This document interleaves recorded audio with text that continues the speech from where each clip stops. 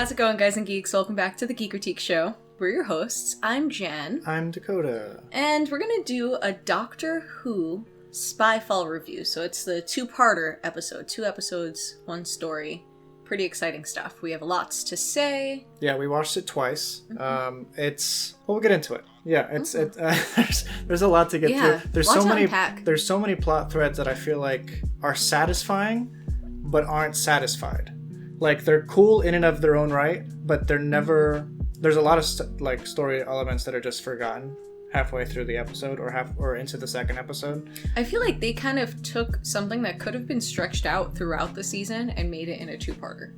I don't know. Oh, yeah. Like, there were, like, so many really interesting themes, like, with the Adelaide Gallery. That's something that would be just so cool to have, like, a whole episode about, like, the Doctor pretending to be, or, like, being accused of being, like, a magician, or the Doctor and the Master having some kind of, like, magician war, like, and that was only a magician scene. off. Magician off. It was only one scene, and I was like, man, I could have used so much more of that. That was so good. And even, like, I think with Ida Lovelace and then Noor Khan, the spy that was in Paris, like, we didn't get to see them shine as characters half as much as they could have. Honestly, both of those characters are interesting enough to make them companions of their own right. You're Ada Lovelace! And I know that the 4th Doctor has also traveled with, like, an older version of Ada Lovelace. This was Ada Gordon. I am Ada Gordon. Mm-hmm. That would be Ada Lovelace later on. Yeah, she wasn't married yet. I like how the Doctor continued to call her Lovelace. Yeah, because it's such a great name. Yeah. Why wasn't your last name Lovelace? Because it's Lopez. That sounds like such a stupid complaint, but it's like there were so many cool things that I wish we had gotten more of. You know? Oh, yeah. Let's break down some of the characters in the episode, starting with the main 3 companions. Do you feel like they necessarily shine in their own right in this episode as opposed to the last couple episodes of the last season? Because if you guys haven't checked that out already, last week we posted a Doctor Who, like, 5-episode review where we discussed the last 5 episodes leading up to this. Yeah, I guess so. Yeah, I didn't think that they didn't, so I guess they did, right? I mean, there wasn't as much, like, they were kind of on their own without the Doctor, but I think we kind of know them now, like, we kind of get them a little bit better. Do you feel like they had any shining moments, is what I'm, like, kind of getting at? Well, I mean, Graham, definitely, with his laser shoes. Oh, yeah, yeah, he was definitely, both the actor and the character were having a great time just dancing around with those shoes. Or even calling them donuts. Donut. Yeah, the pair of you, right, a couple of donuts. Like, that's one thing that I really like, when people insult people by, like, calling them a word that isn't an insult. Like, you know, you're a bunch of donuts. Yeah. I knew someone once that, like, was driving in traffic and she was like, oh, you're such a bunny. And she was a really cute old lady, and I just thought it was hilarious. I heard your parents call each other pickles one time, and I was just like, okay. When my mom gets mad at my dad, she goes, you're just a pickle. It's like, okay. I don't know what that means, but... Sure, he's a pickle. I'm not a pickle.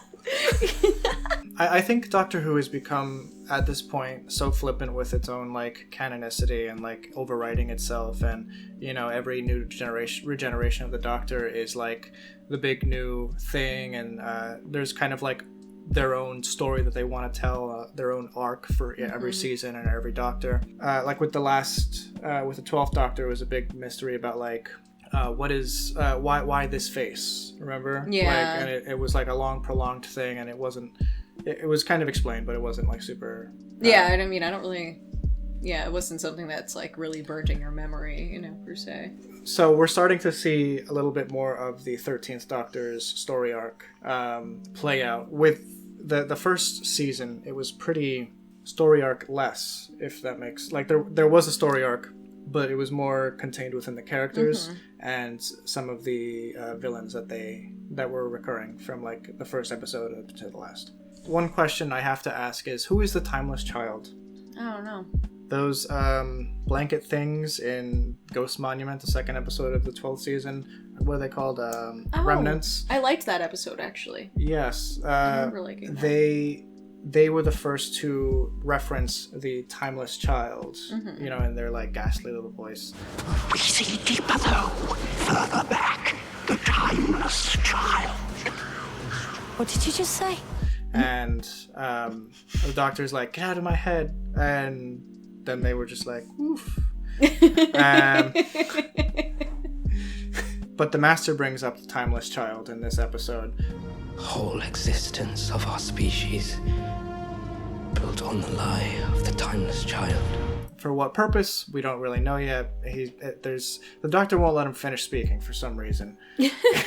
Well, I think too he was being like purposefully like flippant because even at the end he's like, but why would I make it easy for you? She probably knew like true. He's not giving me any information. Yeah. He's just gonna kind of loop me around. I like that actor. I don't know his name. Sacha Dhawan. He is great as He's the probably Master. My favorite Master that we've received. Dude, this in New Who in general. His acting was so the second time he watched it, I noticed a lot of times his facial expression, like occasionally he would let the Master's facial expressions come through. Yeah. And it's like, you don't notice it until you know that he's the Master, but it was really cool. Like, especially with his reaction to the TARDIS, like, you can tell he, like, was really happy to be in there. Yeah. And then also, too, like, when he first met the Doctor, she said something funny, and he had a look on his face of, like, I've missed that, or, like, right. or, like, kind of to, like, I missed this, and I fooled her, you know? Yes. It was great. I thought he did such a great job. I think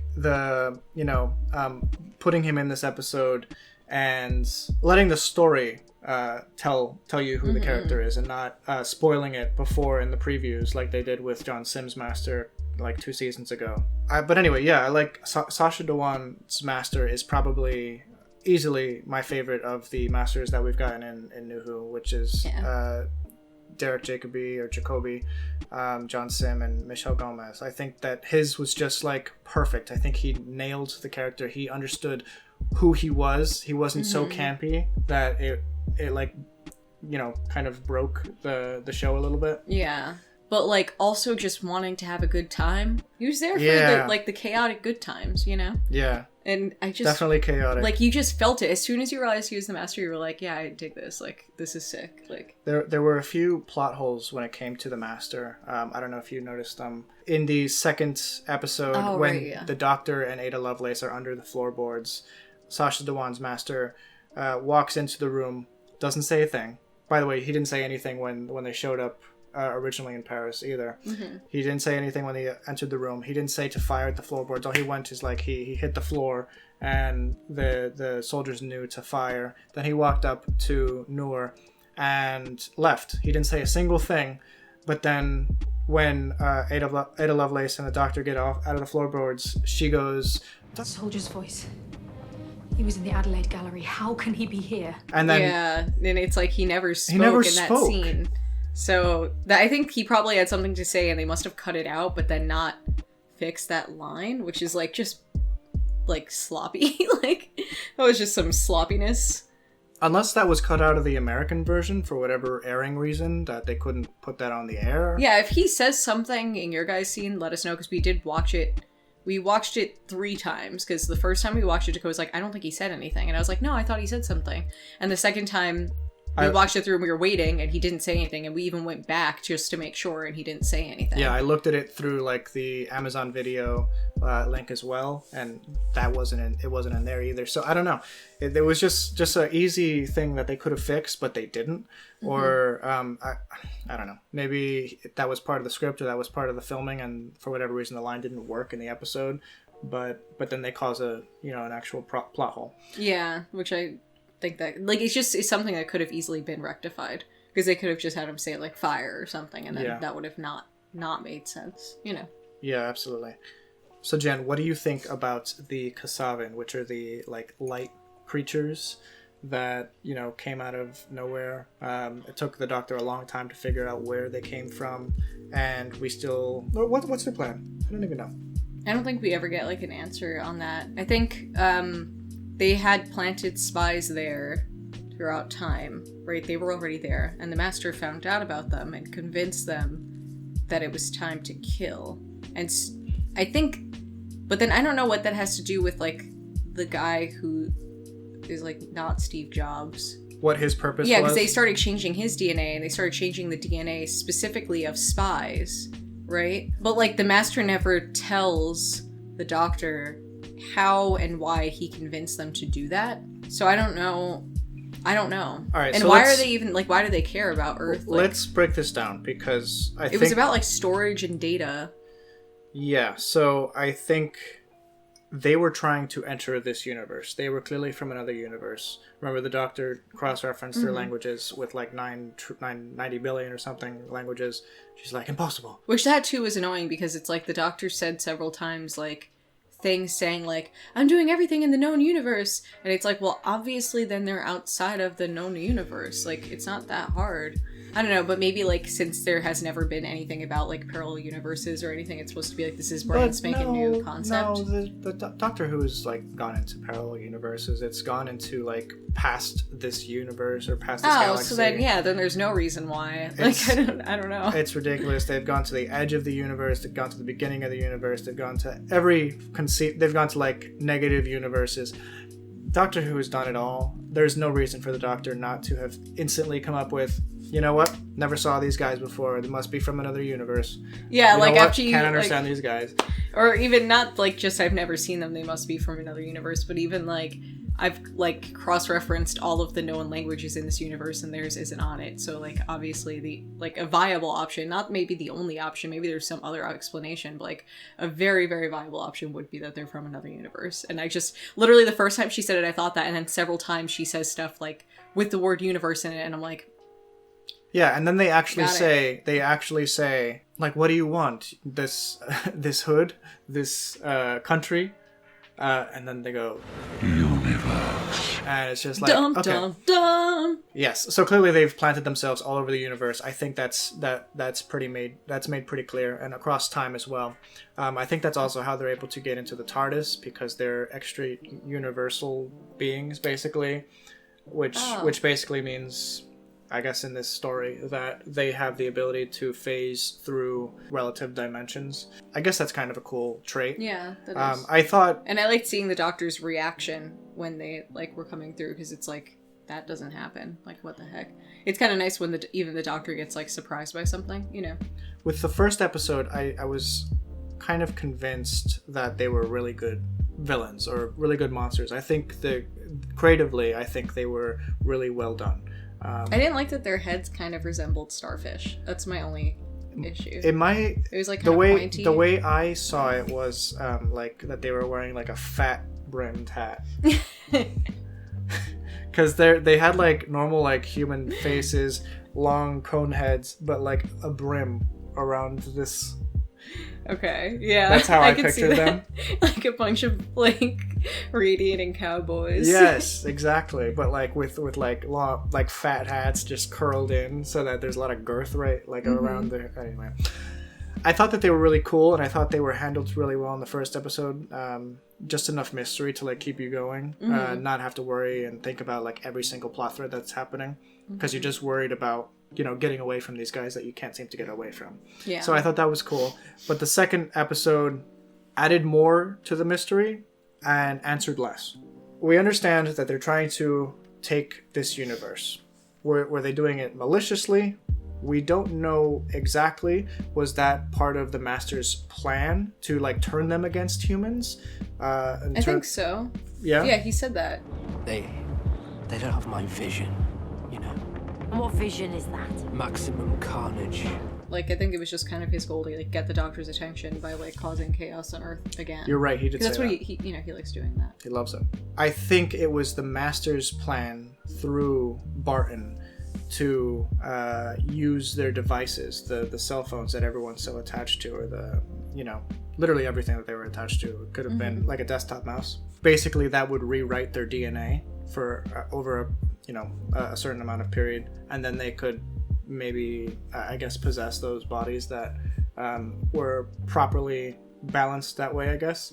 And then I'm assuming all of those people would be sent into that, you know, other worlds, and those guys would just chill in the normal worlds. Yeah, it's super ambiguous, because I don't know, even then that's like filling in a lot, you know, that wasn't explicitly said. And I guess too, that's kind of what's going to happen when your villain literally doesn't talk. I guess that's kind of why it's really ambiguous. And they said a couple of things like here and there, but I kind of like the fact that they didn't talk that much. They just made them like more mysterious. Yeah. But I think eventually it would have been nice to get some more concrete answers on like what they were in it for. Because he's like, at the end, the Master's like, everybody loses but me. you know, for me it's like win, but like a loss for everyone else, and like he's super happy about that. Obviously he thinks it's a great plan, but how does that bring in the Steve Jobs dude and like all that, you know? There's so many things that are brought up in these 2 episodes that are just briefly touched upon. So we spoke about a few of them. The Kasaavin, the monsters, they're the place that they send you to that they don't ever really explain. Looked really cool. Doctor got really scared when she was there. Saw Ada Lovelace. Ada Lovelace was still present in the other reality. She was just unconscious. She was able to travel through that realm to the 1800s. That's true, because then anybody else who went into the realm, their body disappeared and then went back. Yes, so didn't really get that. Well, I think they were purposefully bringing her in to like examine her, right? Oh yeah, they were purposely looking for people throughout time to basically create the computer so that they could rewrite human DNA. So that actually does make a little bit of sense, but it wasn't very clear. Yeah, you have to really think about it.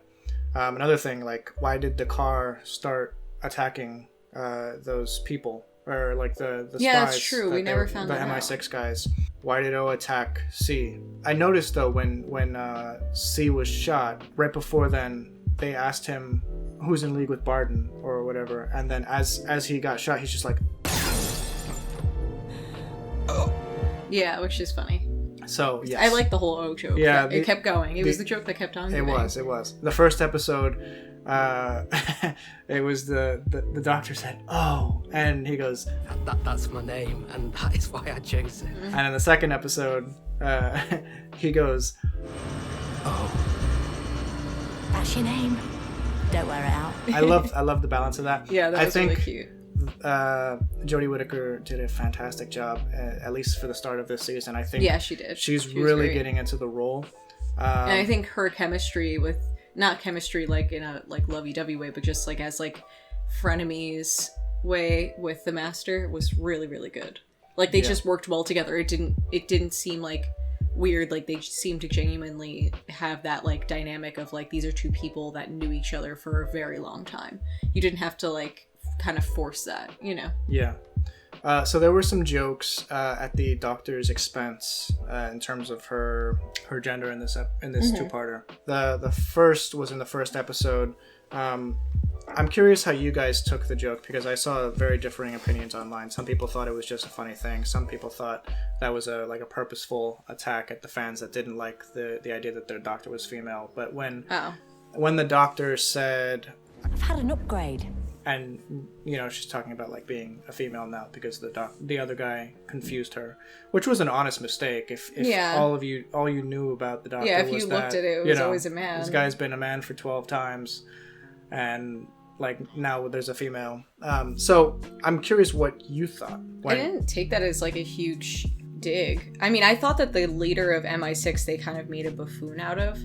Which I'm like, he's probably, like, if there is one leader, I don't know anything about MI6, but I don't know, like, I would expect it to be, like, a more intelligent-seeming human being, and that kind of annoyed me. It is an honest mistake if you look at the Doctor's, like, you know, portfolio, or, like, if, like, you look at, like, the Doctor's dossier, and, like, it's always a man, then you would think, okay, you think somebody might have updated him. I don't know if they have that information, and whatever, I don't know. I didn't take it as like a huge dig though. I just thought like, why are they making this MI6 guy look like really stupid? Like that seems like disrespectful to like the actual British intelligence. Yeah, like the actual British intelligence. But I guess that's like a common thing. Like people make the CIA seem like idiots, and I'm like, I highly doubt that. Like you kind of have to qualify, but what do I know? Yeah, I've never met any of these people. They're watching us right now. They are watching us right now.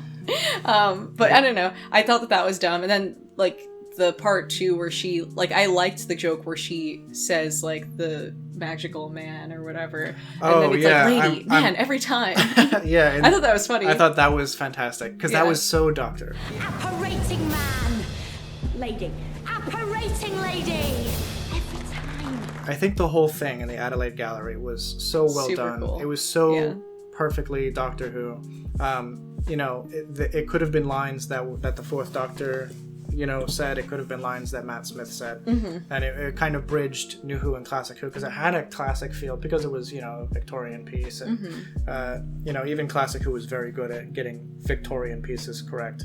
So I just wish that they had done more of it. It was so disappointing short, because there were so many different things that they could have done with this episode, because they had their mind in so many different places.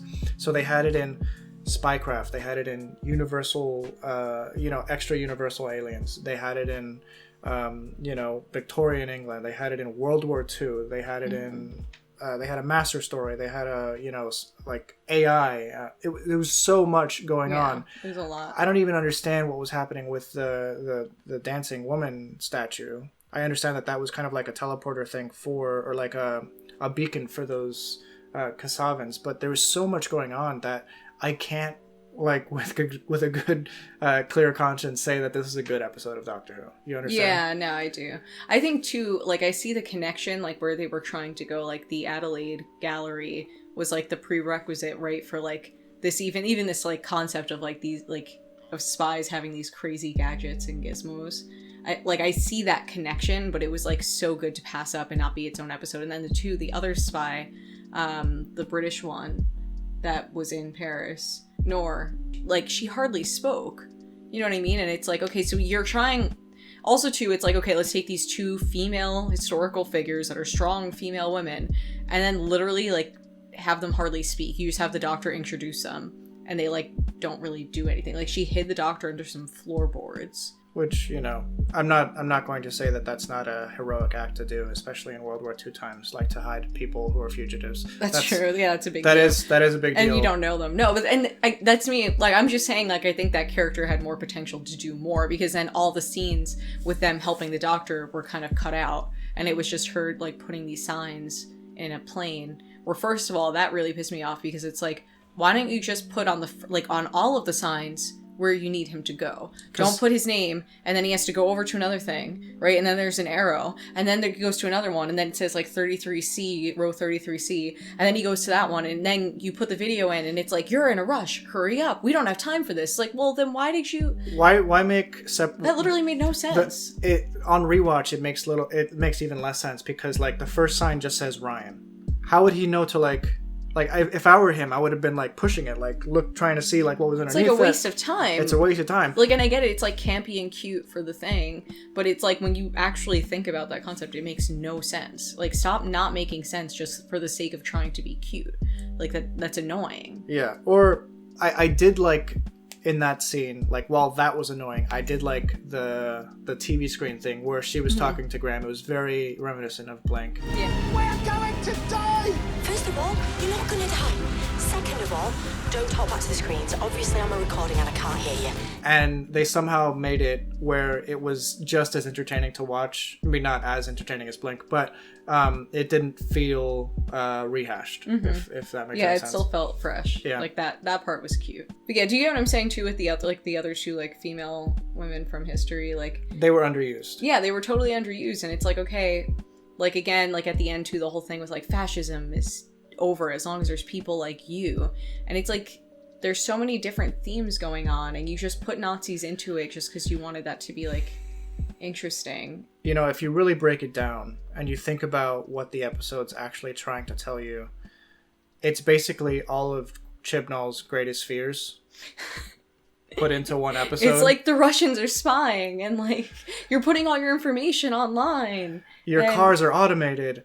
Again, that too pissed me off, because it's like, okay, like, yeah, the way to bash automated cars and like say that they're trying to kill people, it's like, pick a freaking theme. Pick one theme, or maybe two. I don't know, like, but what I liked about there's so many cool concepts wasted. It makes me miss Moffat quite a bit, because his stories, while campy, while over the top at times, while self-referential to the point like it was like annoying, they were still self-contained stories for the most part that were pretty cyclical.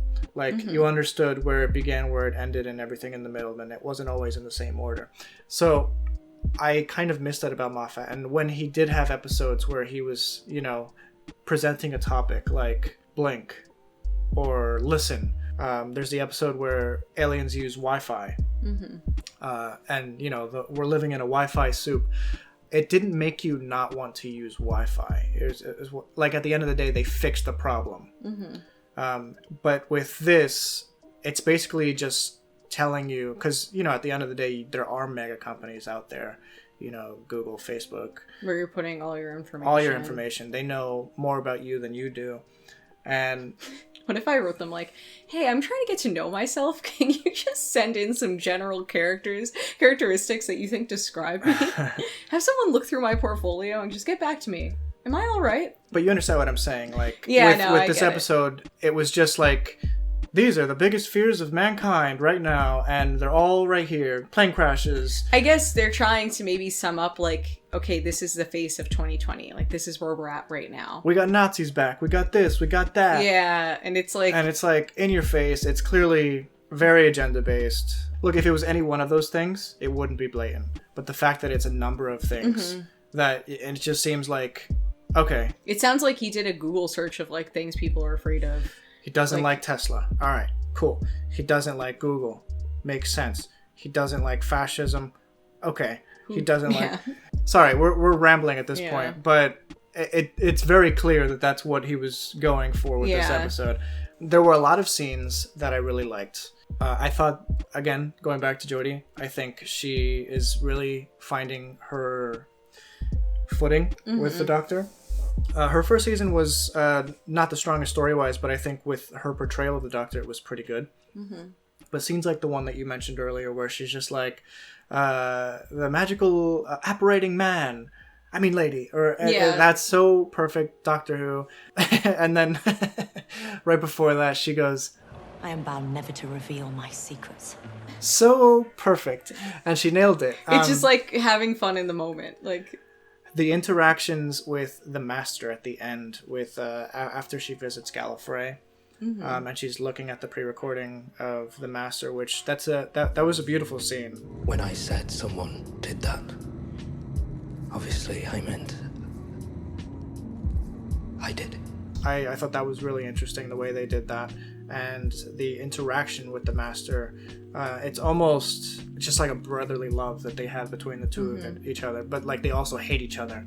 Like the biggest enemies are the biggest friends, I guess. I don't know. Frenemies. There's a word for it. He is the Lex Luthor to Clark Kent, and I just think you find both of them enjoyable in their own way. Like, obviously one's super duper evil, and like even when she said like, you're a Nazi, that's low even for you, because it's like, no, like that's like the worst thing anybody could possibly affiliate themselves with. Like, it's just the worst. I think he just likes having fun as a he's just trying person. to like shock. I think he's just trying to shock and annoy her too. But I don't know, I did like their interactions a lot. I think that the group of companions is starting to get like a little bit more cohesive. Yeah, like you're starting to get them a little bit better. This is like a weird want that I have, but I wanted Yaz to kind of fall for the Master. Lucky at dice, lucky in love. Did they say that? No. Because he was like flirting in the first with her. episode. There was a lot of flirting between the Master and Yaz. And I thought like that would be kind of like an interesting way to show them, like, that sounds, I don't know how to put it so it doesn't sound like stupid, but like I thought it would be kind of cool if Yaz, started developing, a closer connection to the Master, and then later on when it was revealed who he was, you could almost see kind of like how the falling out between the Doctor and the Master went in a way. Yeah. I thought it would be interesting to see that like juxtaposition of like, I really like this person, oh wait, they're crazy. And I'm sure that's something similar. Like, you always kind of wonder, like, that the Doctor and the Master at one point were close, and it's like, where was that turning point? And I thought that could have been a good way to, like, without directly showing that moment in time, expressing that, like, if you ever feel like you know someone and then they do or say something just like way crazy and you're just like, oh wow, I really don't know you at all. I thought that would be cool to kind of get that. And I thought that that's where things, I didn't see that being the Master, but I thought like she was clearly developing feelings for him, and then was kind of like, oh man, that would have been cool. Touching on the companions a little bit, I think because in the first half of the episode they were all trapped on the airplane, I think Chibnall kind of wrote himself into a corner, which is where he got the idea to use Ada Lovelace and Noor. And I don't know. I do like the interaction with the companions. I think they're becoming a team in the way that could go on for a while, but is also starting to feel a little stale, if that makes sense. Like, there's a lot more that they could do, that they could venture, but I don't feel like this episode treated them with the respect that, say, the previous New Year's special treated them. I thought the previous New Year's special, even just as a story about Graham and Ryan's father, I thought that was so much stronger character development than what we saw in this episode, because this episode was everywhere and anywhere. Yeah, exactly. It's like we need to just kind of like tie that down a little and like wrap some things up. Like, I don't want the whole episode to be so neatly wrapped in a bow where it feels contrived, but doing some of that would be helpful to like getting you more, to making the stories more memorable, I think. Because so what, in a couple of years from now we're going to be talking about this episode and it'll be like, oh yeah, that was the one with the spy stuff, and they were at the Adelaide Gallery and there were those guys that didn't really talk and they looked like they were wearing hats. But honestly, we're going to remember them as different episodes, like separate episodes, because there was so little cohesion. Yeah, it was just jumping from one place to another, and sometimes it would intersect with one another. Or some of like the most fantastic, you know, Doctor Who stories that you can think of. I haven't seen them in years, but as soon as I think of them, I can kind of picture what the story was about, who the characters are. Why was the Master shrinking people and putting them in his pocket, and then, you know, instead of putting it back in it, just throwing it out? What was the whole point of that? Yeah, it was just like, so everywhere. Mm-hmm. And I think so many cool concepts, really funny dialogue, could have been better if it was more concise. Definitely. Even the little bit in Australia, again, another thing, another plot thread. Another totally different location. That had nothing to do with the overall plot, besides, you know, bringing or the Master into the story. Mm-hmm. I thought it was I thought every section of this episode was interesting enough that they could have made something cool about it. An episode in the Outback, that's so cool. Mm-hmm. Why not just do that? Yeah. Why just do 10 minutes here and it's then like he back? Took all the scrap ideas from like the season that he didn't use and just threw them all into this. Like, I don't know. Anyway, the more I talk about it, the more I actually dislike the episode. When I started this video, I actually really liked the episode. I was, you know, leaning towards an 8, but I'm closer to like a 6.5 right now. Yeah, I would say like 6 for me, like 6 or 7. I mean, it was fun, but yeah, like the takeaways that really frustrated me. So what's interesting to me is that we know that Chibnall can do drama really well. Mm-hmm. And he actually showcases that really well in this episode in certain instances, especially in the interactions between the Doctor and the Master. Mm-hmm. There's real drama there. It's interesting. The actors know their roles very well, and they're being directed in a way that is very interesting, and it's fun to watch. But the story, if you don't allow it time to breathe, if you don't give enough information, it just starts to feel campy and just, you know, it's an adventure story that's it's falling apart. Yeah, it does. This episode falls apart at the seams if you pull on any one thread for too hard. If you literally think about the episode a little bit longer than you're supposed to, you can unravel the entire thing. The thing with Ada too, it kind of reminded me of Girl in the Fireplace. Even like the twinkling, like little, well, it didn't twinkle, but like it, like the little statue that kind of like, you know, ballerina thing that went around. Yeah. Like, just again, like if he had just focused, that could have been a fantastic episode, and kind of like a flashback to that, where you have like these like alien creatures studying this historical person who's really interesting. And we could have, like, I feel like we didn't learn. Like, one thing that I like about Doctor Who is when we learn about things that we didn't previously know about. And I don't really know that much about that character, like that historical figure.